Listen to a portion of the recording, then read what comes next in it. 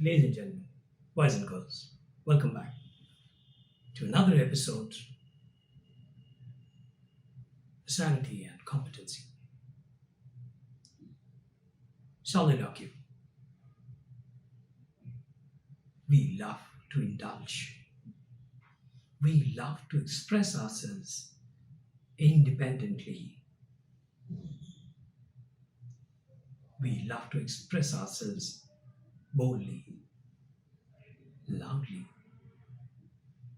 And it is so loud and it becomes so harsh many times that we stand to lose our credibility. That bit of impatience creates hosts of people who are driven away rather than coming to you. Many years back, when I was a young management trainee in a large organization, I came across a renowned talker. And for some reason, that day he wasn't able to hold the 52 management trainees who were eagerly listening to him. Somehow, he was not able to hold us. So he tried once or twice. He tried as usual. I believe it's a part of the job of the trainer. You're not going to get statues listening to you. You're going to get active people. They're going to have their energy. They're going to have their reactions. They're going to have their own freewheeling mind. You can't club them into a frigid body. You can't club them like that. It's part of the responsibility. So whatever happens, the good or the bad, the applause or the flag, is a part of our living as a trainer. I believe so. And this man was already working at a very senior position in a very, very reputed multinational. He was an HR person. He was not new to this field. So, unable to hold himself, he happened to say one line which still gives me creeps and shivers. It gives me creeps and shivers. When he said, "It is a privilege to listen to me."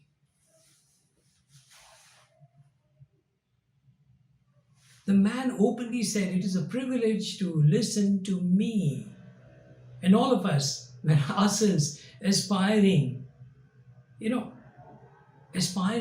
heads of the companies. We are all academically and professionally, we were very good.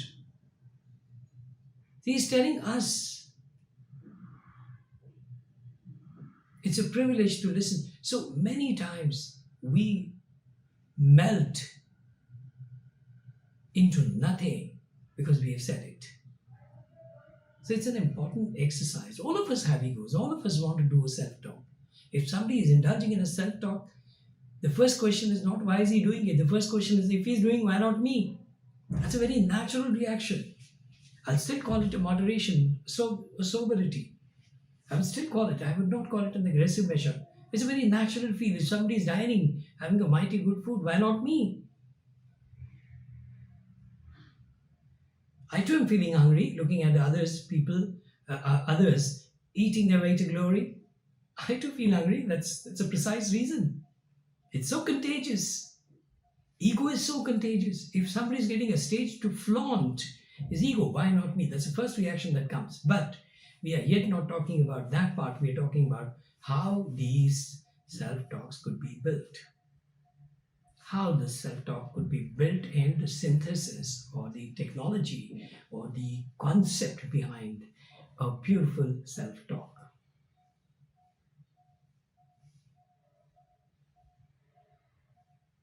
You rarely see a good singer coming to the stage and saying, "Well, I'm in a great form today.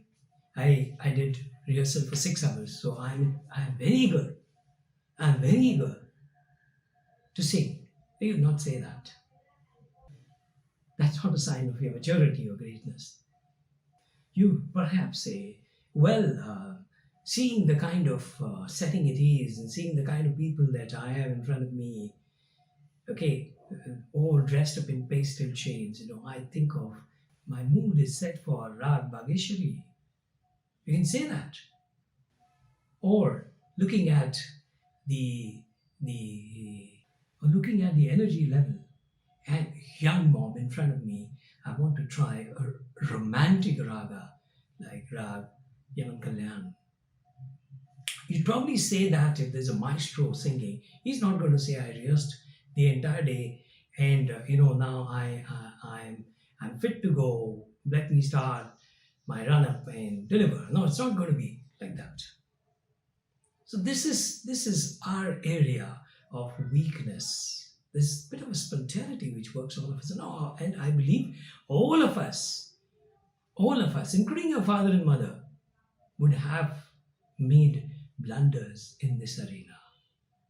That they would have said something about themselves which was needless. It was meant for others to say anything, if at all you qualified there. It was meant that others would say this and not you yourself. But suppose you want to have one good breath that makes you feel yourself. This is a better practice. So let us say we have a provision of a situation that somebody is looking to play an action leadership role. Action leadership role. So at the heart of the house, the soliloquies, tend to say, okay, I hope it is not actually said, but you're constructing it, that thought in your mind. It might say, well, have you seen anybody better? Or I'm told I'm the best. I'm told. The soliloquies are fervent expectations from self. It doesn't mean you go and say, have you seen anybody better? Have you seen anybody better? Worst tone. Somebody says, don't tell me there's somebody better. Well, the quiet response would be, well, we'll obey you. You told us not to tell you there's somebody better. Not to tell you, so we're not going to say that. But we know there is somebody better, but he's busy somewhere else. He's much, much busy somewhere else. Etc., etc., etc. So there has to be an element of moderation. After all, you're right if you say you're good. You're absolutely right, but you may not be timely. You may not be in a position to empathize with how the audience reaction is going to be. Okay, so if you're looking at an action leader, okay, please understand that this is a very, very peculiar role. The peculiarity will be brought out in a couple of seconds from now. Just a couple of seconds. It's very peculiar. You're talking about leadership. You're talking about action leadership. It is very peculiar. It demands a particular approach. And since it is related to action, there has to be a movement. So movements cannot be stopped. Movements cannot be done just like that. There is a process. There is a synthesis after which a movement comes out. It's only after a synthesis that the movement comes out. A small detour. There is a time in our life when we can't not do a self-talk. It's so urgent. The situation is such, hey, I'm here, I'm there, I'm the best. I can do the best, most economic, most pleasant, most approachable, most artistic, most melodious. You're there. You are very much there. But you can't see it. And then when you are all in the limelight, the same thing, somebody asking you to do a self-talk is a drudgery for you. It's a very avoidable, it's a drudgery for you. He said, no, you want to know whatever I've done, it's already printed there. It's there in a lot of literature. There's a lot of content on that. You don't ask me to say that myself. It's a drudgery. It's awkwardness. But there are times when this is required. So what do we do in that? So we will try and moderate our soliloquies with respect to different behaviors, different traits. So who's the action leader? Who is the action leader? He is the, suppose you are the action leader, you are leading an action. You're leading an action. You're not giving speech. So good action is speechless. A good action is a speechless act. So go on indulging in an action, that is more than enough. You don't have to do any self-comment. You don't have to do any self-commentary. If at all, it should be on the, you should be on the auto suggestion mode. The mode should be auto suggestion, that you tell yourself, yes, you have to do it, you have to do it, you would like to do it, you're the best man to do it. It's an auto suggestion. It's not a violent speech or an announcement or loud enough to hurt others, loud enough to break your chances, to completely earth your chances. You don't say that. The action leader is a man who gets into action and people follow it. By virtue of the strength of his action, people follow it. So, whether you like it or not, the fact is, action leaders are self-appointed. In fact, when we look at other leadership types also, you'll see leaders are self-appointed. You should have that mind, that strength, that you appoint yourself. You run into the enemy territory and hundreds of people, your battalion follows you. You don't go and tell them, do this, do that, and sitting in the chair. It's not an ivory tower job. You're melting into the dust, and that's what your life is all about. You're melting into the dust. You're the part of the dust. That's what an action leadership on a war frontier would look like. If there's a fire, you're not going to be dressed up. You're not going to be specially dressing up to look a champion firefighter. You have your hands and you have your body. In fact, you might decide to remove one or two of your covers so that the fire doesn't catch you. It's not a showpiece. Your body is not a showpiece. Your action, your deeds are the showpiece. Your body is not the showpiece.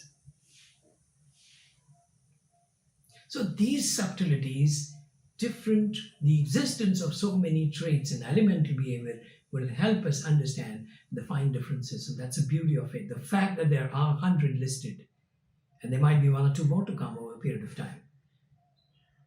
The fact that there's so many are listed, that means there's a fine change. We just got 7 colors out of which we make the whole universe, a painted stuff, a beautifully painted stuff. The whole universe looks like a wonderful, magnificent, majestic painting with just 7 colors, 7 identifiable colors. So what have you here? We have 100. So we should be now able to decipher between one trait and another. And in the act of moderation, we have now a strategy to build an activity of another trait. So action leadership, read no speech. You jolly well get into the action and people will follow, and then you are action leader. If at all there is anything you want to do, it is self-talk, and you are it's absolutely orderly to do that. It's absolutely orderly to do that. The self-talk will appear on your face and your eyes will look somewhere else. The dash and the dare would automatically come. You don't have to borrow it from anywhere. You don't have to look like a daring man, a dashing man. You would automatically be. What you do, that's a dash. All those things would start happening.